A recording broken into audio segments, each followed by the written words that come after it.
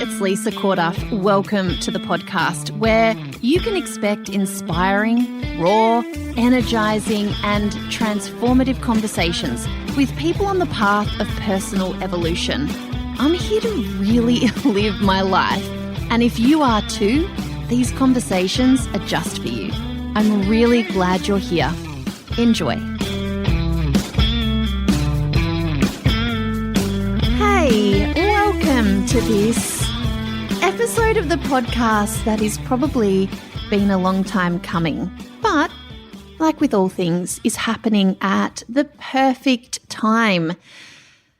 Oh, gosh, I have been showing up on podcasts, on social media, blogs, webinars, in my programs, all sorts of things over the last 7 years. And I've been doing it despite my life feeling pretty tricky a lot of times. And I was dealing with something all those years that I felt I couldn't really talk about for lots of reasons that I'll probably explore during this series, where I'm going to be sharing the story so far. I can remember once, I don't even know why I was Googling myself. I think I was trying to find an old picture, and I put Lisa Corduff into Google, and the Google search suggestions were Lisa Corduff, husband, death. Lisa Corduff, how did Nick die? Lisa Corduff, death. And I thought, wow, people have a lot of questions, or they're very curious about what happened to I call him my former husband because we were separated when he passed away. And you know, there's lots of gaps in people's knowledge, and I felt absolutely no desire to share what happened to him, mainly because we were all still getting our heads around it ourselves. Also because it's the nature of addiction to hide itself. It doesn't want to be known because while it isn't known, it can survive. And so there were lots of people in his world who didn't know that he was dealing with, there's lots of different names of it. And he always really hated the term alcoholic. He hated the term, addiction. We often referred to it as disordered drinking habits. But mostly, most people know of alcoholism as it's an addiction to alcohol. Your brain is operating in different ways to normal people around a certain substance or thing. And the more I've learned, the more I've realized we're all addicted to something. I mean, how happy would you be if I told you that you had to stop drinking coffee or stop, you literally would never able to touch chocolate or whatever it is that's your favorite thing again? You'd be a bit sad. And you'd struggle with it because we are habitual creatures, right? But I'm not going to get all technical about all that sort of stuff. I'm not going to get technical about where it all comes from, the role trauma plays in someone becoming something. His story is really his story, and he's not here to tell it. And I've also struggled with telling my story without implicating him or making assumptions on his behalf, because that didn't feel very fair either. The thing is that addiction is a family disease. Addiction impacts people around you. Our relationship dynamic was not healthy in the end. We could really see that. And it's a big part of the reason why we separated. Getting healthy, both him and I, required us to not be together. But I thought I would share a little bit about what was going on, some of the backstory, I guess. Because the themes that I talk about, you'll be able to hear in this story. You'll probably maybe recognize yourself amongst some of the themes, even although you're not the wife of an alcoholic. And I'm sharing this story at this time now because I realize that the next phase of my life involves more honesty, more acceptance of the shadows and the lights side of me, more ownership of my story and what I have lived through, and doing it from the most honest place that I can, so that I guess I can live my fullest expression. There's so many reasons why we keep ourselves, our stories, hidden. And I get it. I didn't feel like I owed all those people who were Googling my story, my very, very personal story, anything. So in many ways, I'm not doing this for you. I'm doing this for me. And I don't know how it's all going to come out, but just bear with me. I thought we could maybe just talk about, in this particular episode, the period from maybe 2015 to 2019.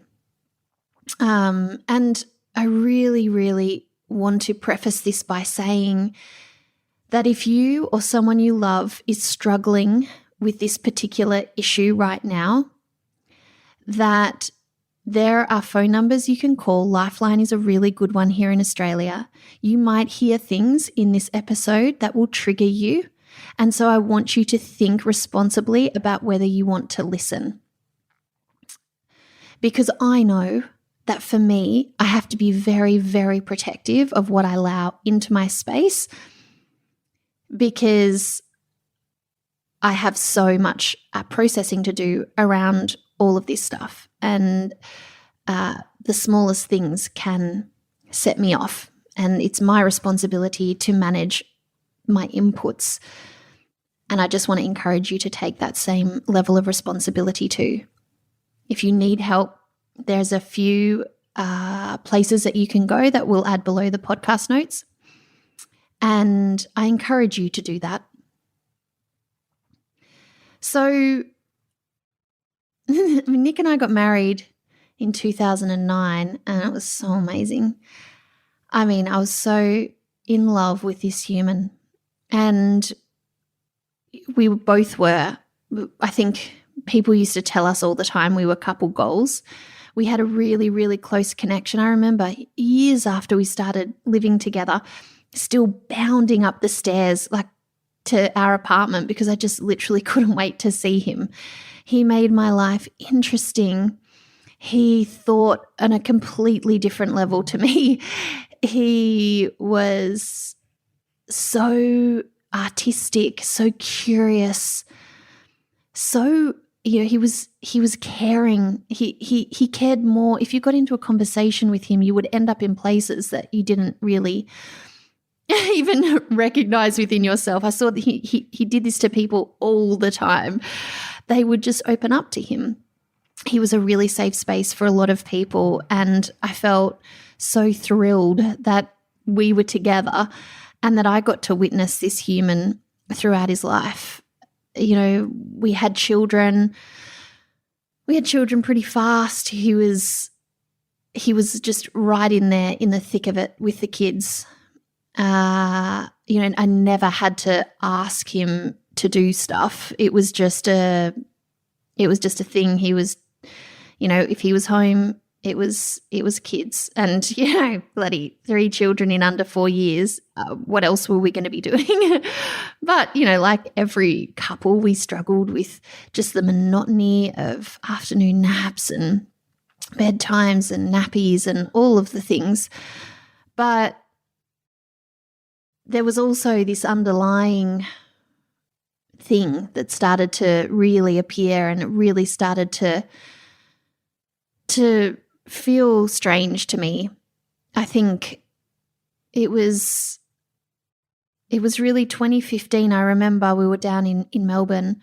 We were staying with my parents, and very ironically, we went to a pub to have a chat. I mean, everyone could sort of see we weren't the normal Nick and Lisa. I was really, really struggling with a few things, and so was he. And I remember sitting in that pub just saying, I wanted him to acknowledge that the drinking had become a problem. That so much else was possible, that it felt like all the things that we were wanting for our lives, they were possible, but that his drinking was kind of getting in the way. And this wasn't, he wasn't drinking spirits. He wasn't drinking during the day. It wasn't anything like that. This is why I literally had no idea why he was just choosing, it would look to me like why he was just choosing to do this. And it felt like for someone who struggles a bit with anxiety and other things, why he was continuing to do the thing that, alcohol's a depressive and all of that sort of stuff. Why? I didn't understand, and I needed him to acknowledge that it was the problem. And looking back now, I can see absolutely that for years and years, I was being lied to. I was being gaslit, and it wasn't intentional on his behalf. It was desperate. He didn't want this to be a thing. He didn't want me to know that, he thought about alcohol a lot of the time. And we sat there and I was so immensely frustrated. I didn't understand what was happening. I have absolutely no background of this in my life. I don't have any other examples of this. My parents have a drink every day. And so all those little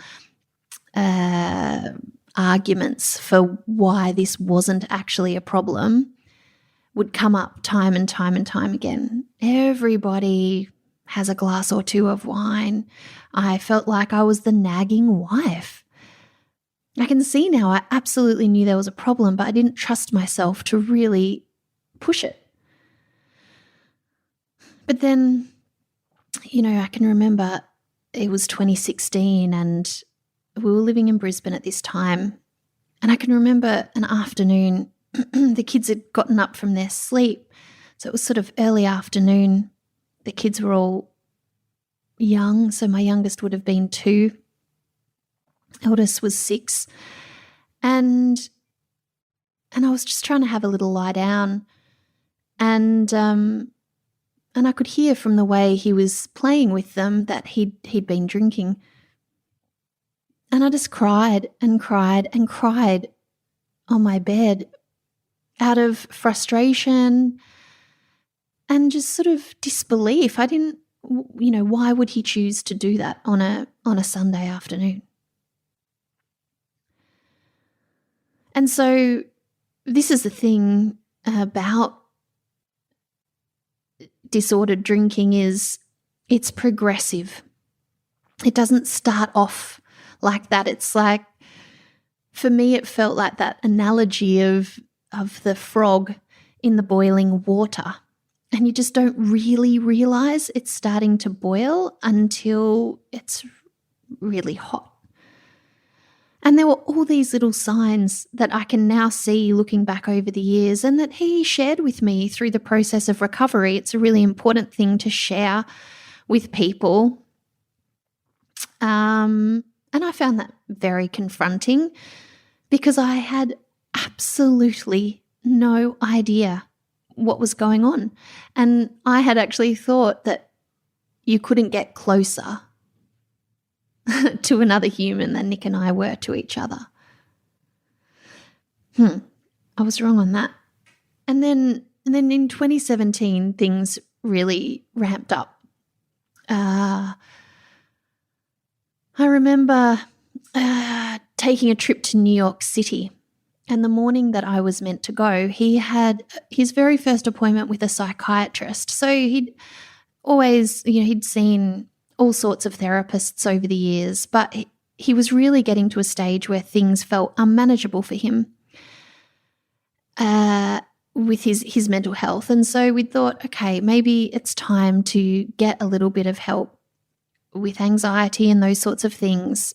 There's other options out there. Let's try this route. It was someone that his psychologist had recommended that he sees. And he sat in the waiting room and the guy didn't appear.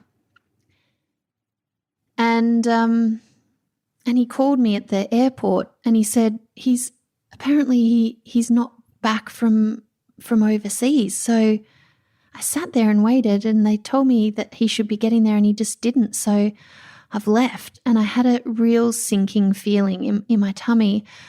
And we had someone else staying with us at the time who was helping him take care of the kids very generously. And I thought, okay, well, he's got backup. It's a few days. I'm literally going to be home in a few days. And he reassured me that he was fine and that I should go, because of course I was thinking I should just pull the pin and just stay at home, but he would be fine. We'd set up, backup for him, and, what was a few days. But then, things really spiraled out of control. And, he didn't sleep for a few days, and it turned out my sister had to fly up and help him out because he wasn't okay. And so I then flew home from New York, and so began just a very, very different stage of our lives. It was he sort of had a breakdown of sorts, and I really couldn't be ignored anymore, what was going on. And it was the first time that really it had been said to him that he really needed to start to manage his drinking. And something that they start to do is, getting you to self-manage yourself and just give that a try, which I found excruciating, because I thought the problem is that he can't. Why are you telling him to do something that he can't? But a lot of this, the journey is allowing that person to come to the conclusions that they need help, that what they're doing is not sustainable, and yeah, that is a whole thing in itself. But ultimately what happened was that he was medicated for the first time, so he'd never been on any type of medication, and that had its own side effects, big ones. And he started on the path of really recognizing that he was going to have to stop drinking. And the few months that, since I got home from New York, and he needed to take a break from work, so he stopped working at that point, they were really, really hard. I felt like my world was spinning out of control, because he was out of control. He didn't know what was happening. Neither of us wanted to be where we were. He'd been holding on for so long. And suddenly he couldn't. And there was months of trying to, just get him back to base, but nothing was helping. And he had his first period in rehab in, I think it was July 2017. And that was on the back of a big time escalation of things. And, some time in hospital. and bits and pieces. Like when I'm talking, I had no idea what was happening. It was just a really, really shocking time. It felt like I couldn't even stand up before another wave would hit me. And yet I kept going. And this is a theme I'm going to be exploring too, is overfunctioning. I mean, the night before his first stint in rehab, after a hospital visit the night before, I delivered a webinar to launch my brand new program, Small Steps Back to You. And this program, Nick had actually contributed to. We did a Back to You for blokes. So, because this is a thing, he was really, really trying all this time to figure himself out, to get beyond where he was. And so he was doing lots of personal development, growth sort of stuff, learning and understanding so much more about where this all comes from. And because a huge part of the issue is a lot of shame and a lot of guilt. And I was always trying to just diminish that, because I didn't see this as a character flaw. I saw this as a result of other things. He was always lovingly embraced, which can also be seen as enabling by some. But anyway, that's a whole nother story too. But I ran this webinar, and my mum was there. She'd come up to help with the kids, because I ran this webinar, and the next morning it was our most successful launch. And then the next morning I had to take my husband to rehab. Like, what is going on? And when I dropped him there, I had to get on a train and head down to the Gold Coast. So Mum was staying with the kids, and run a two-day mastermind retreat for women in online business.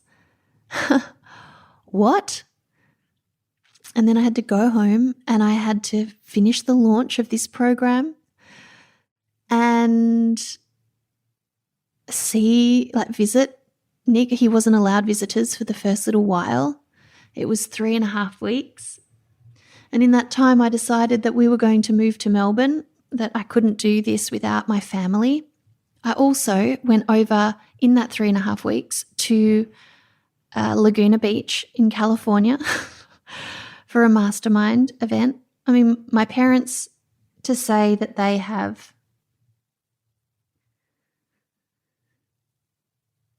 supported me and Nick and our children so much is just the biggest understatement.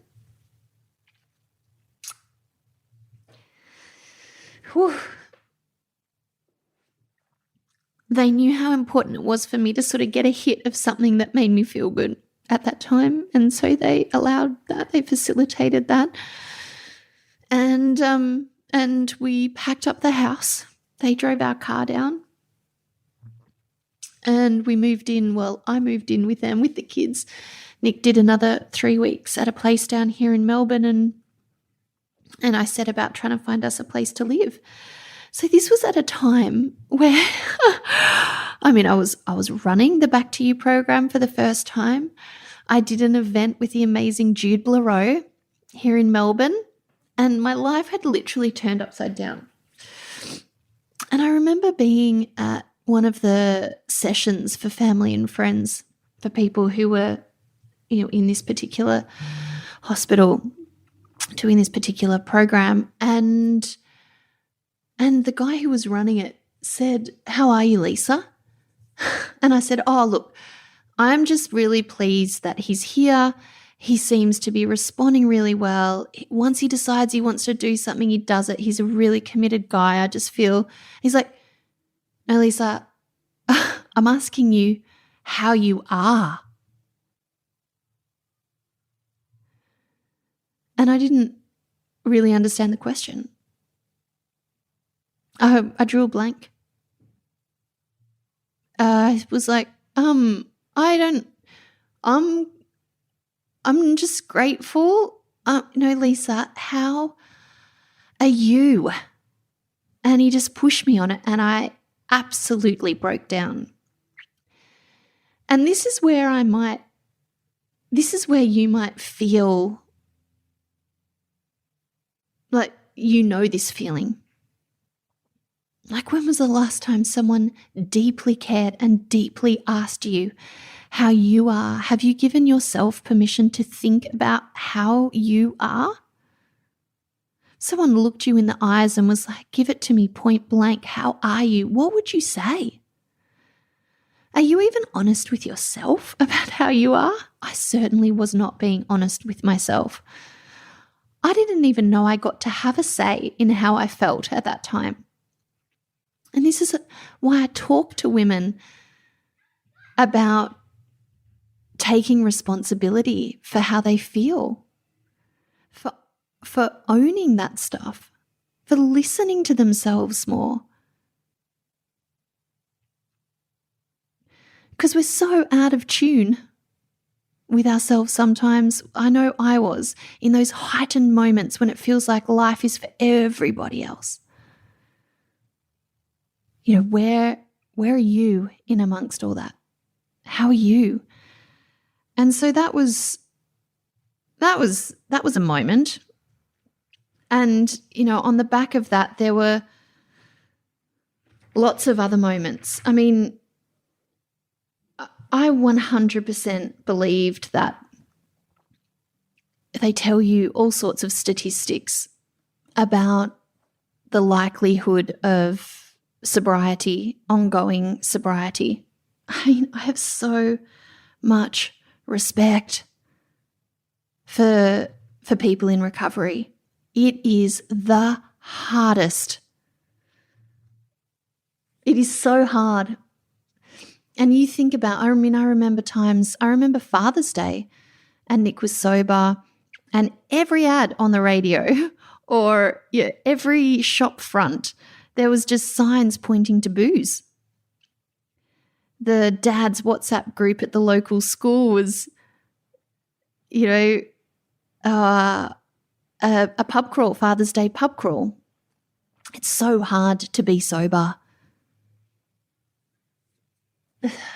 Anyway, so I remember, I really truly believed he was going to be one of the 5%. I used to call him a 5%. I held that vision for him.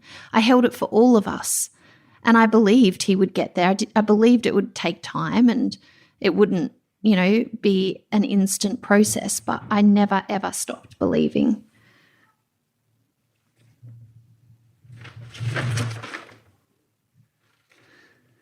But what ended up happening was that belief took over my life, that I built everything around his sobriety.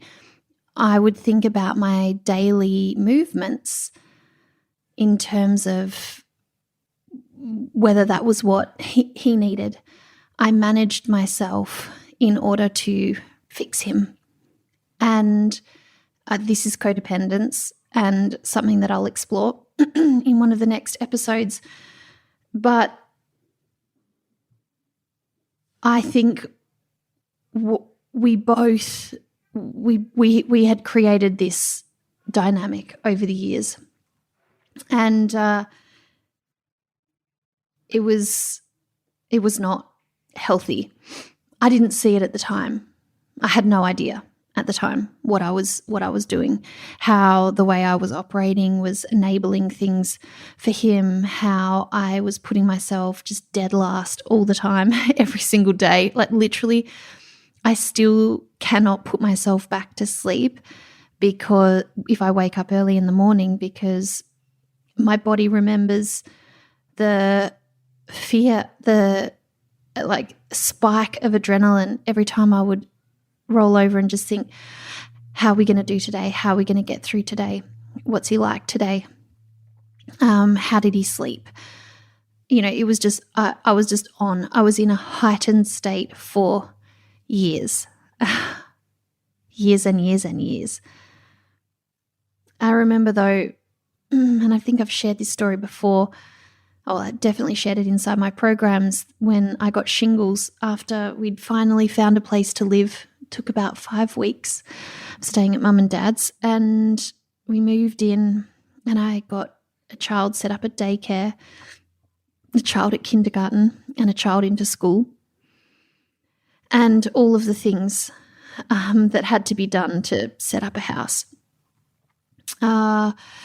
And then a few months later, I got this rash on my face, and I thought it was school sores. So I was putting stuff on it for that I'd needed for one of my kids back in Brisbane that was essentially burning my shingles. So that was good. Don't do that. I went to the doctors and he said, this is shingles. And I spent about 2 weeks mostly in bed. And my body just was like, nah, we're not doing this anymore.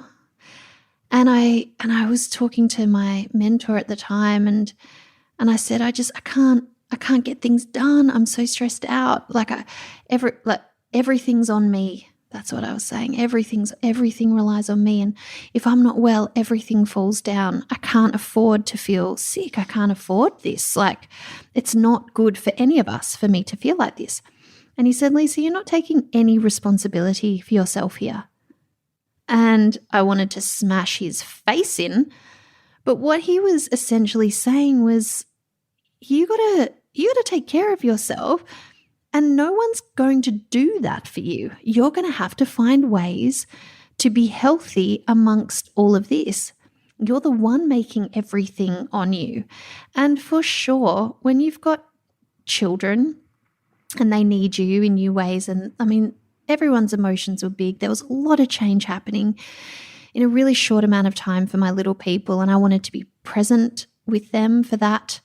I needed to continue working so that we could keep living, but my work was actually the thing that was sustaining me in lots and lots of ways. It was like my escape, and I'm so grateful for it. I'm grateful to you if you've been listening all these years for joining in things, for opening emails and commenting on Facebook posts or joining programs. You've sustained me, and I really, really mean that.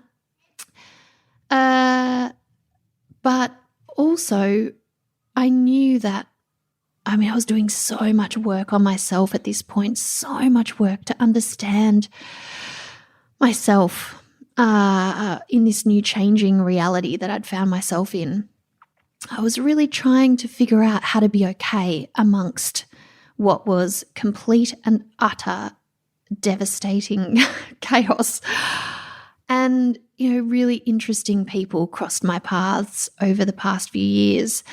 And I'm so grateful for them. I'm so grateful for the ways that I've explored myself, brains, feelings, all of that sort of stuff. Because after, it was the end of 2019, things were just up and down. It just, that recovery process of sobriety and relapse is really full on. Everything was fine, then everything just totally wasn't. And it was always really quite, spectacular is not the right word, but if you get what I'm saying, it got bigger and more confronting and more intense every time. And this is not unusual. This is it's like a script. And it was the end of 2018 that he did a stint in what I thought was an amazing place on the Sunshine Coast that, I'm not going to share personal opinions on this stuff, but he wasn't okay afterwards, but he felt his best. And he ended our marriage in January 2019 and was looking to move out. We both knew, it was awful because I still believed after all this. I was in it. And this was my next phase of doing anything that was required in order to be able to have him healthy and well. It was all any of us around him wanted. And so, the idea was for him to find a place, and I would stay here with the children. But then there was another relapse, and it wasn't good.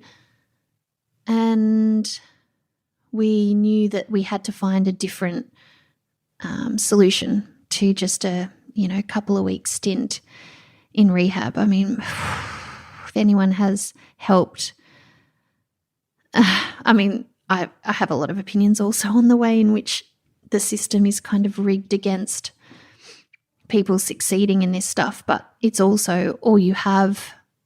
It's an awful predicament to be in. I've never felt more out of my depth, and without a plan or without knowing what was the right move to make.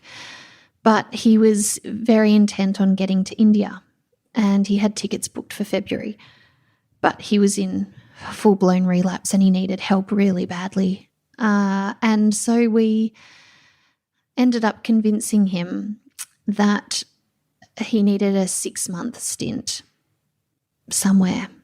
And we found a place that we thought would be great for him.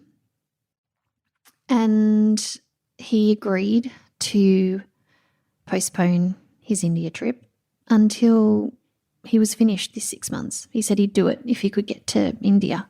He just wanted to go there. He wanted to meditate. He wanted to find peace. He wanted to go to an ashram and just be with himself amongst something that felt peaceful. In his mind, that was going to be a solution for him. So, when it was, I was talking to him, they tell you don't make any sudden moves. And I kept on, in terms of big life changes or anything like that, when they enter these programs. But I sort of knew that it was already over for us, even although I had stepped in and done, we had to get him through that period. But something happened to me that I just knew it was done. And I desperately needed to focus on myself and my own healing while he was safe and taken care of. And so began my life, not as Nick's wife or partner. We'd been together for 16 years. And I think that's where I will leave the story today. There's more to come, obviously. That was February 2019, and it began my solo parenting journey. I really went from it was the kids and I, and he was able to see them. But suddenly I was like, I was in a totally new place. So I didn't feel good in myself. I was not okay by any means. But when you've got 3 children and a business, you find ways. And I think that's what we will talk about next time. So today I didn't even cover his death that happened later that year in India. But let's stay tuned. This was enough talking for today. This is enough of the story so far. And as I said, it's a way for me to share. I mean, really, it's a very high-level overview. But I think just it's not something that's unusual for me to share, because I share so much in my personal life, and people understand these things. But in terms of who I am here online, there's got to be less of a divide, or there's got to be less of a gap And in no part of the story does there exist any shame. I wasn't able to talk to people about this for the longest time. Lying on my bed back in 2016, crying in the afternoon, I couldn't tell anyone because I wasn't allowed. He didn't want anyone to know. And I can see now that's addiction in play. It likes to stay hidden, as I said earlier. And are there things that I would do differently knowing what I know now? Absolutely. But was I trying my best every single step of the way with what I knew? Yeah, every day. I could not have tried harder to understand or to love. But addiction is cruel. It is cruel and it does not make any sense. It's not logical. And so in the next episode, I'll explore what happened since then. So more of my personal journey of parenting, of navigating his death. And then there's going to be some big issues that I explore, big stories amongst the story and themes.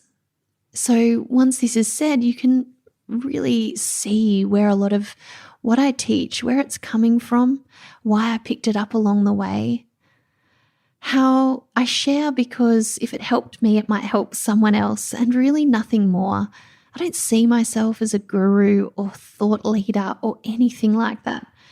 Just a woman navigating life. And I think that there's so many women like me who are navigating even this particular path silently. I have never felt more alone than realizing that,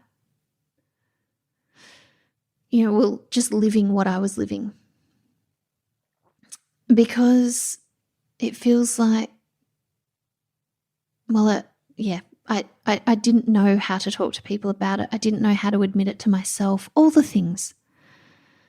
So if you're experiencing this, you're not alone. And I hope that you enjoy the next part of the story, even although in terms of his life, the story had the worst ending, the one that we were all trying to stop all that time, but how you can go on despite it all. And I hope that his particular journey is not something that any of you experience with a loved one.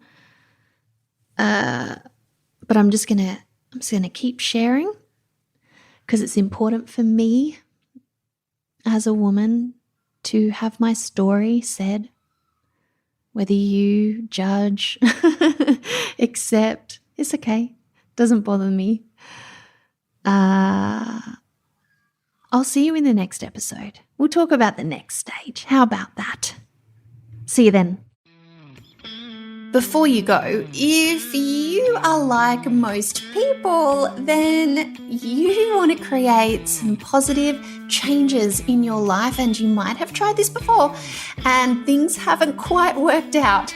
Well, I want you to know I've created a brand new free workshop for you that's going to help you with the self-defeating stories that just get in the freaking way of you creating what you want in your life. I am sure that when you watch this workshop, you will absolutely see that some of the reasons that you've been telling yourself you can't have what you want might not be true. Just going to put that out there. Get access via the link in the show notes and start watching this powerful workshop straight away so that you can stop waiting for permission. You can stop waiting for everything around you to be perfect before you take action, and you can get out of your own sweet way and start creating what you want in your life. Enjoy it. Hey, if you're enjoying the conversation, then it would mean the world to me if you head over to iTunes and give us a rating and review. It really makes a difference, and it's my intention to get as many of us involved in real conversations that really change the game as possible. Thanks so much for your help, and I'll see you in the next episode.